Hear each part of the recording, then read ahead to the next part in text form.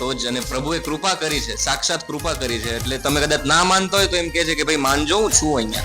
બહુ આનંદ થઈ રહ્યો છે, કારણ કે અમને લોકોને સમય યાદ છે કે જ્યારે સુરતમાં પ્રમોશન વખતે આવતા હતા ત્યારે એવું હતું કે ભાઈ આ ફિલ્મ ચાલશે, કેવી રીતે ચાલશે, આપણે ઓડિયન્સ સુધી તો પહોંચાડવી છે.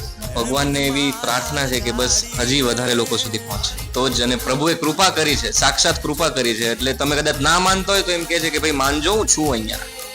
કૃષ્ણએ એના જીવનકાળ દરમિયાન ઘણા બધા રોલ ભજવ્યા છે, તો તમને એનો સૌથી વધારે કયો પાત્ર ગમે છે?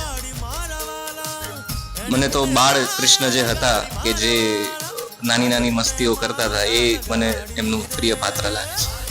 દિવાળીમાં એટલે કે રજા હોય અને બીજું એ કે આપણા કાઠિયાવાડના લોકો બધા જોઈ શકે ફિલ્મ. તો ક્યાંક ને ક્યાંક એવું હતું કે આપણે દિવાળીના એક વીક પહેલાં રિલીઝ કરીએ અને દિવાળીએ લોકોને લાભ મળે ફિલ્મ. સુરતમાં ચાલશે, વરાછામાં ફિલ્મ ચાલશે. અને આજે એણે જે કીધું હતું એ કેને કે થયું એમ, તો એ બહુ ગર્વ છે, બહુ આનંદ છે. અને બસ એ જ કે હજી ફિલ્મ ન જોઈ હોય તો ફિલ્મ પ્લીઝ થિયેટરમાં જોજો, મોબાઈલમાં ડાઉનલોડ કરીને ના જોતા. જય દ્વારકાધીશ. જય દ્વારકાધીશ.